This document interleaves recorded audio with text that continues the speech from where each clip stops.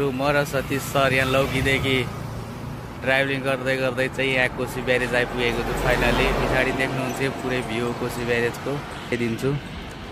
अहिले हामी उताबाट घुमेर भर्खर आएको, त्यही भएर हामी बाइकमा छु, त्यही भएर हिँडेर त्यति खासै चाहिँ देखाउन सक्दिनँ, त्यही भएर यहीँबाट देखाइदिन्छु।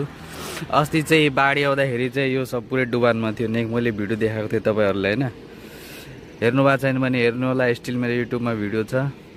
अहिले चाहिँ खासै ढोका खुल्ला छैन, एउटा चाहिँ उतापट्टि ढोका खुल्ला छ अनि अर्को चाहिँ यतापट्टि छ। अनि पानी चाहिँ त्यति अहिले छैन, नर्मल छ होइन, ढोकाहरू खुल्ला छैन। अनि यहाँ अलिकति खाल्टो भइहालेको छ, कुर्ने मान्छे भेट्नु भने खाल्टो पुर्नु होला होइन, बाइक साइकल लडिँदैन। कसो छ ती सर? हो, राति यस्तो अचानक आयो भने लड्ने सम्भावना धेरै हुन्छ। त्यो अहिले चाहिँ हामी यहाँबाट निस्किने, यहाँबाट निस्केर अहिले हामी कङ्काली मन्दिर जाने।